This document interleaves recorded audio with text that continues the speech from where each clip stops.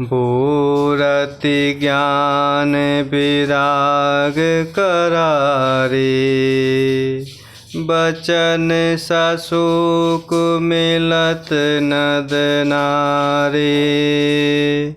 सोच उषास समीर तरंगा, धीरज तट तरुबर कर भंगा। पूरति ज्ञान विराग करारे, बचन ससुक मिलत मद नारे। सोच उषास समीर तरंगा, धीरज तट तरुबर कर भंगा। प्रभु श्री रामचंद्र जी का आश्रम शांत रस रूपी पवित्र जल से परिपूर्ण समुद्र के समान है। राजा जनक जी की सेना मानो करुण रस की नदी के समान है, जिसे प्रभु श्री रघुनाथ जी उस आश्रम रूपी शांत रस के समुद्र में मिलाने के लिए जा रहे हैं। इस प्रकार यह करुणा की नदी इतनी बड़ी हुई है कि ज्ञान वैराग्य रूपी किनारों को डुबाती जाती है।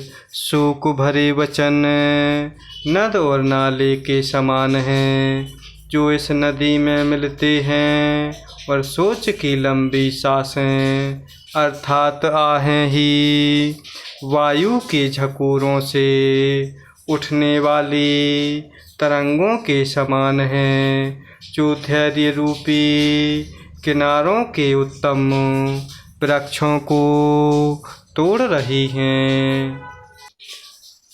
विषम विषाद तोरावती धारा, भय भ्रम भंवर अबुरत अपारा। केवट बुध विद्या बड़ी नावा, सकहि न खेई एक नहीं आवा। विषम विषाद तोरावती धारा, भय भ्रम भंवर अबुरत अपारा। केवट बुध विद्या बड़ी नावा, सकहि न खेई एक नहीं आवा। और इस प्रकार करुणा की नदी इतनी बड़ी हुई है कि ज्ञान वैराग्य रूपी किनारों को डुबोती जाती है। शोक भरे वचन नद और नाले के समान हैं, जो इस नदी में मिलते हैं, और सोच की लंबी सांसें अर्थात आहें ही वायु की झकोरों से उठने वाली तरंगों के समान हैं, जो धैर्य रूपी किनारों के उत्तम वृक्षों को तोड़ रही हैं। भयानक विषाद अर्थात शोक ही उस नदी की तेज धारा है। भय और भ्रम अर्थात मोह ही उसके असंख्य भंवर और चक्र के समान हैं। विद्वान मल्लाह के समान हैं, विद्या ही बड़ी नाव के समान है, परंतु वह उसे खा नहीं सकते, अर्थात उस विद्या का उपयोग नहीं कर सकते हैं। किसी को उसकी अटकल ही नहीं आती है।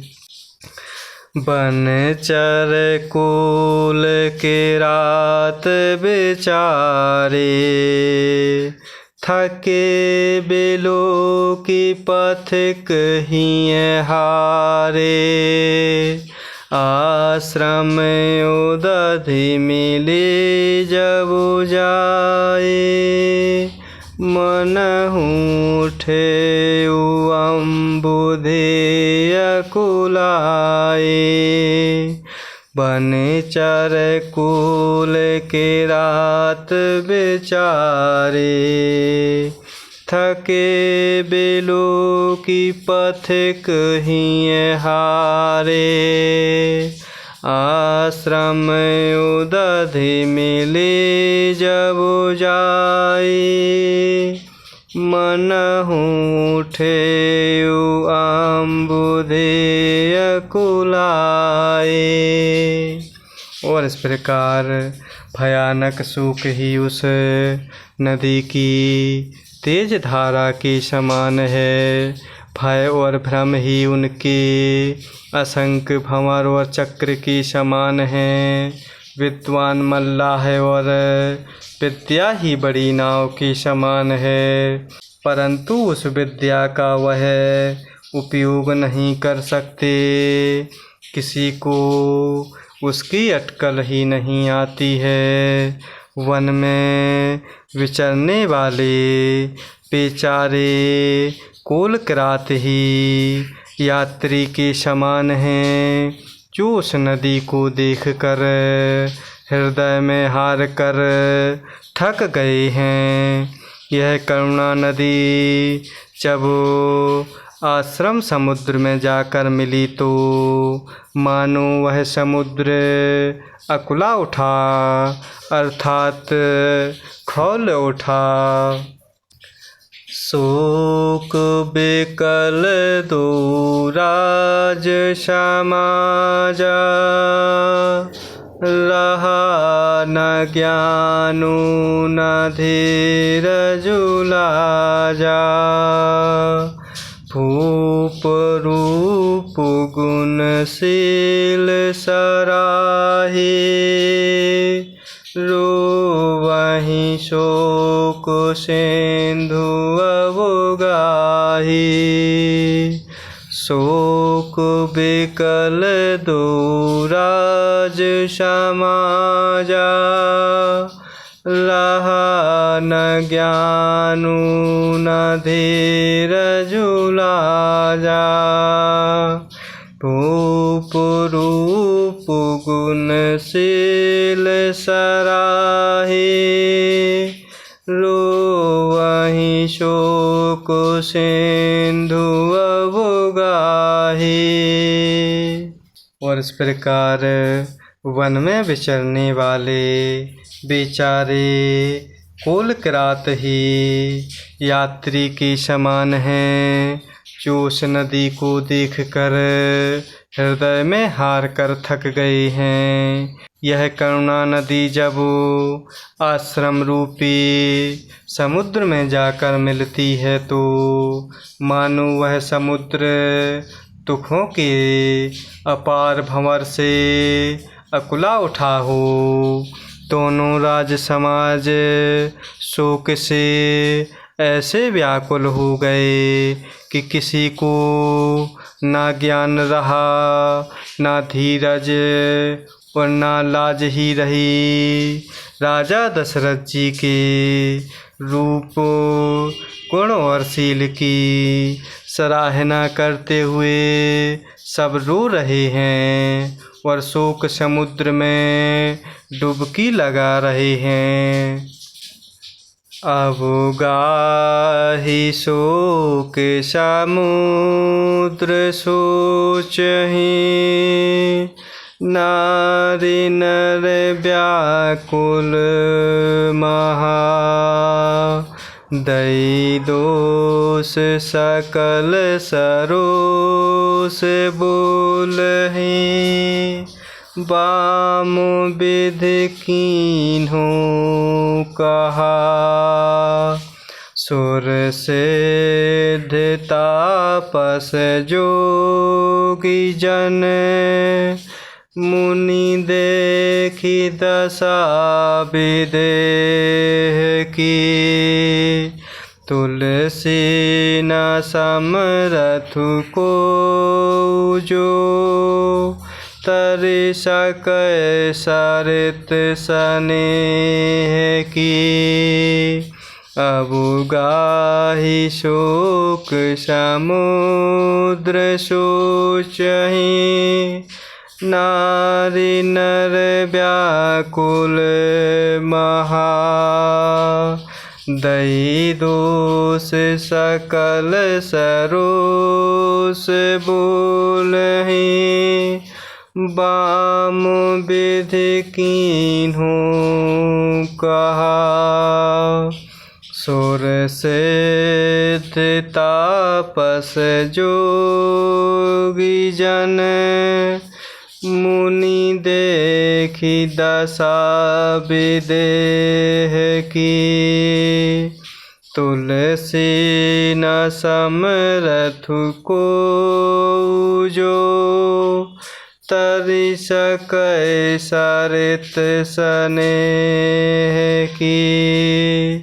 और इस प्रकार शोक समुद्र में डुबकी लगाते हुए सभी स्त्री पुरुष महान व्याकुल होकर चिंता कर रहे हैं और वह सब विधाता को दोष देते हुए क्रोध युक्त होकर कह रहे हैं कि प्रतिकूल विधाता ने यह क्या किया। बाबा तुलसीदास जी कहते हैं कि देवता सिद्ध तपस्वी योगी और मुनिगणों में कोई भी समर्थ नहीं है जो उस समय विदेहराज अर्थात जनक राज की दशा देखकर प्रेम की नदी को पार कर सके अर्थात प्रेम में मग्न हुए बिना रह सके। किए अमित उपदेश जहें तहें लोगन मुनि बरन। धीरज धरिए नरेश कहेऊ वशिष्ठ विदेह सन।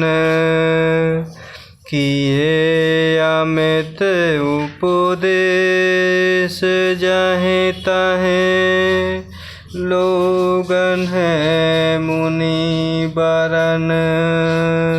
धीरज धरिए नरेश कहेऊ वशिष्ठ विदेह सन।